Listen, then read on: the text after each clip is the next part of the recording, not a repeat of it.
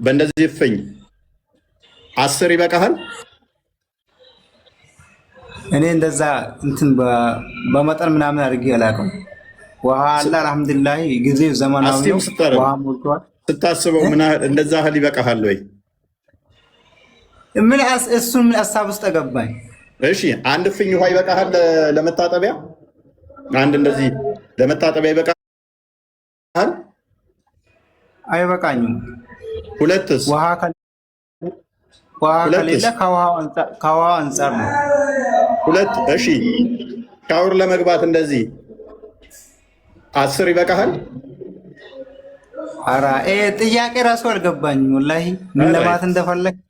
ነብዬ ምን አለ እንደሚታጠብ ላሳየን። አይበቃኝም ብለሃል። ነብዬ ግን ይተርፈዋል። እንደው ነብዬን ላሳየን። ቀጥል ክርስቲያን። ቆይ አንድ ነገር እኔ ልናገር። ነብይ የታጠበው ትእዛዝ ነው ወይስ ለራሱ እንትን የታጠበው ነው? ትእዛዝና ያለፈው ነገር እኮ ማወቅ አለብን። ችግር የለም። ቅድም ሀሳብ ላይ ያወራ ነብይን ትከተላለህ? ነብይን ትከተላለህ? ነብይ ሁሉንም እከተላለሁ። ሱናውን ትከተላለህ አይደለ? ሱና ማለት ነብይ ያደረገው ማድረግ፣ ነብይ ያደረገው ማድረግ፣ ያስተማረውን እሱ እንዳደረገው ማድረግ። ጎበዝ። ስለዚህ አሁን ነብይ እንዴት ሁሉ እንደሚያደርግ ላሳየህ። ቀጥል ክርስቲያን። ድምፅ አለ፣ በተቻለ መጠን ቀንስ ከኋላ ሚዩት አድርገው አንዴ እና ከዛ በኋላ አዳምጠን ይህን ሀዲስ አንዴ ላንብብላችሁ። ሙሐመድ ትጥበት ሲፈጽምና ሻወር ሲወስድ ምን ያህል ውሃ ነበር የሚፈጅበት የሚለውን የሚናገር ሀዲስ ነው። ሳይ ሙስሊም 325 ቢ ላይ አነስ ሰይድ አነስ እንደተረከው ይላል the apostle of Allah performed ablution የአላህ መልእክተኛ ትጥበት ይፈጽማሉ with one mud በአንድ ሙድ። አንድ ሙድ ስንት እንደሆነ አሳያችኋለሁ። አንድ ሙድ የሚይዘው መጠኑ ስንት እንደሆነ አሳያችኋለሁ። አንድ ፍኝ ማለት ነው። አንድ ሙድ አንድ ፍኝ ማለት ነው። ሙሐመድ ትጥበት የሚፈጽመው በምንድን ነው? በአንድ ፍኝ ውሃ ነው የሚፈጽመው። and took bath with a sa up to 5 muds ሰውነቱን ደግሞ የሚገባው ደግሞ በአምስት እፍኝ ውሃ ሻወር ስገቡ በአምስት ጭብጥ ውሃ ሻወር ስገቡ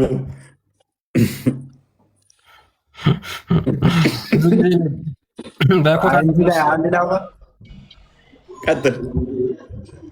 ይህ እኮ መሐመድ ያደረገውን ያወራ ነው እንጂ መሐመድ ራሱ ከፈጣሪ ጋር ግንኙነት ስላለው ፈጣሪ የሆነ ነገር አድርጎለት ታምር አድርጎለት ሊሆን ይችላል። ይሄ ከኛ ጋር ዝናብ ሲመታው በግበግ ይሸታል አይደለ? የሚታጠበው በስንት ነው? 5 እፍኝ ውሃ ነው የሚታጠበው ሻወር የሚወስደው። ውዱ ለማድረግ ደግሞ የእፍኝ ትበቃዋለህ። መሐመድ የሰው ልጅ መሆኑን እንዳይረሳ። ውዱ ስታደርግ ችግር የለውም። የሰው ልጅ ነው፣ የሰው ልጅ አይደለም አላልኩም። ውዱ ስታደርግ እጅን እስከ ክንድ ትታጠባለህ አይደለ? እታጠባለሁ። ስርዓት አለው ራሱን የቻለ። ፀጉርንም ትቀባባለህ፣ ታሻሻለህ አይደለ? እግርንም ታጥባለህ አይደለ? እኮ አንድ እፍኝ ውሃ ካዳ እንዴት ነው ይሄን ሁሉ የምታደርገው? ታርሰው እንደሆነ ያደረገው መሐመድ ነው። ፊትህን ትታጠባለህ፣ ትግመጠመጣለህ፣ ራስን ትታጠባለህ፣ እጅን ትታጠባለህ፣ እግርን ትታጠባለህ በአንድ እፍኝ ውሃ። ሻወር ለመግባት ደግሞ ልብስህን አውልቀህ ሙሉ ሻወር ለመግባት 5 እፍኝ ውሃ። ሃው ወገንታት ዘመዳት። ይሄ እኮ የመሐመድን እንትን እያስተማረ ነው እንጂ ስለ ግለሰብ ምናምን የሚያወራ ነገር የለም። አሁን አንተ እሳቸውን ትከተላለህ ወይስ አትከተልም ነው ጥያቄ። የእሳቸውን ሱና የምትከተል ከሆነ ይህንንም መከተል አለብክ። ከላይ ደግሞ ሰሒህ ይላል። ከላይ ያለውን አንድ መጀመሪያ ሰሒህ ነው የሚለው።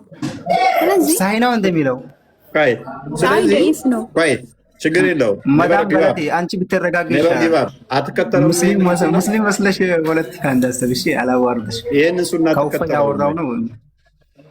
ይሄ የሚያወራው ስለ መሐመድ ነው። እሺ እኮ የነብይን ሱና ትከተላለህ አትከተልም? ሱናማ እከተላለሁ። ኦኬ፣ ነብዩ እንዴት እንደሚታጠብ በስንት እፍኝ ውሃ ነው የሚታጠበው እኮ ግልጽ አደረግልን እኮ። ታዲያ እንደ ነብይ አንተ እሱ እንደሚያደርገው በአንድ እፍኝ ውሃ ለምን አትታጠበው? እሱ ከፈጣሪ ጋር ግንኙነት ስላለው ብዙ ታምር ሊኖረው ይችላል። አልፎ ዘጋው በረካ ሊኖረው ይችላል። ራሱን የቻለ ትምህርት ከላይ ሲመጣ ግን በግበል ይሸታል አይደለ? የሰው ልጅ እኮ ነው። ወይኔ የሰው ልጅ ከሆነ ታዲያ ለምን ታምር ምናምን ትለኛለህ? ታዲያ በግበግ ይሸት አንተም እኮ ትሸታለህ። ኔቨር ጊቭ አፕ። ቂጡን በድንጋይ ጠርጎ ከዛ ሰላም ሲሉት ቅድሚያ ግድግዳ ላይ እጁን ጠርጎ ከዛ ሻወር በመግባት ደግሞ 5 እፍኝ ውሃ ብቻ በሆነ የሚጠቀመው ቂጡን የጠረገው ውሃ ላይኖር ይችላል። ግማሹን ይዞት ውሃ እያለ ኔቨር ጊቭ አፕ። ውሃ ዞ እየተከተለው ውሃውን ስጠኝ ከማለት ይልቅ ድንጋይ ስጠኝ ነው ያለው። እዛ ነው እንደ ወንዶች በድንጋይ እንትን የምታረጉት ኢትዮጵያ ላይ። እቺ መዳም ገለቴ አትረጋጋም እንዴ? እናቴ ትሙት እኔ አይቻለሁ። ለዛ ነው እንዴ ሱና ነው ብላችሁ እኔ አይፈት አይዋ ተሳስተሽ ድንበር ማያስ ቆይ አንዴ ድንጋይ ይዘው ገርደድ ቆይ አንዴ ድንጋይ ይዘው ጎርደድ ይላል ነገር አለች። አዎ ለዛ ድንጋይና ይሄ የቤቱን እንትን ሰብሮ ይዞ በተሳቸው ይዘው ነው የሚራመዱት። ድንጋይ ይዘው ጎርደድ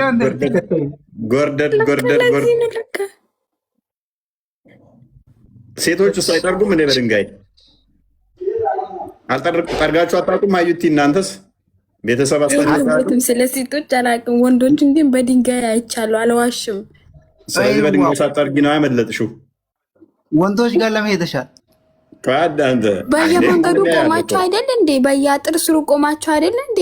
በድንጋይ አረታዊንን መጥፋት ታስወራኝ። አይዋ ወንዶች ጋር ኪሴን ፈትሽ፣ የጃኬት ኪሴን ፈትሽ፣ ድንጋይ ታገኝበታለህ። አሁን እዚህ እንትን ላይ አቤት እውቀት የታሸበት ነው የሚታሽበት። አይ እኔ እኮ የገረመኝ ወንዶችን ያየሽበት ነው። በቃ ድንጋይ ይዙ እና ጎዳና ላይ እንትን እያደረግክ እኔ አይኔ እኮ የተፈጠረው ለማየት ነው።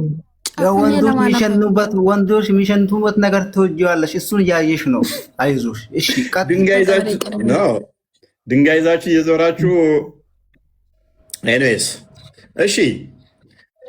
አሁን በደንብ አስተውሉ። የንጽህናን አስተማረን።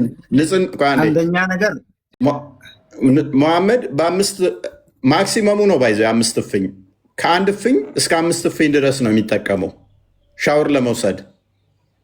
ማክሲመሙ 5 4 ነው የሚሉት ኦልሞስት። በ4 እፍኝ ውሃ ሻወር ሙሉ ይገባል።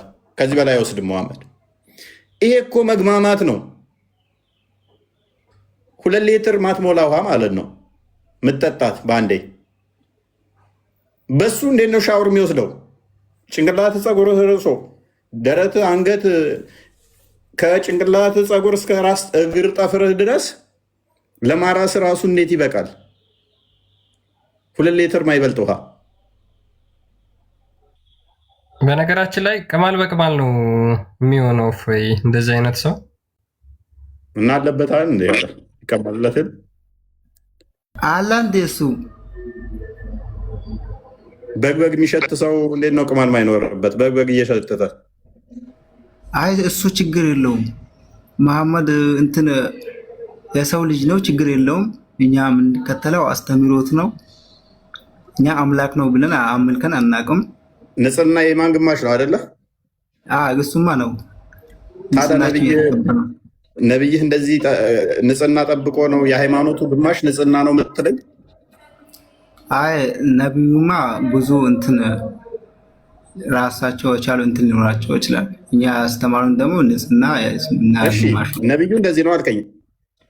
አይሻ ለምሳሌ ሚስቶቹ ደግሞ ፔሬዳቸውን ጨርቃቸው ላይ ነው የሚያዩት፣ በምራቃቸው አክንትፍ ብለው የሚያጥቡት። ይሄስ ንጽህና ነው? አይ በዘመኑ ራሱን የቻለ እንትን ሊኖረው ይችላል።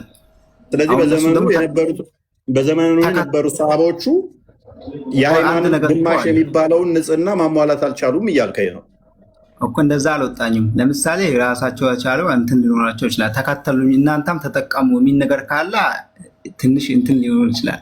ያደረጉት ታሪክ ደግሞ እዚህ መጥቶ ትንሽ እንትን ለማለት ሁሌ የምታወሩት እሱ ነው። እኔ ምንም ሆኖ አይታየኝም። ምክንያቱም ያሳለፉት ነገር ነው። ምሳሌያቸው እነሱ ለእናንተ ምሳሌና እነሱ ያደረጉትን ታደርጋላችሁ አይደለ?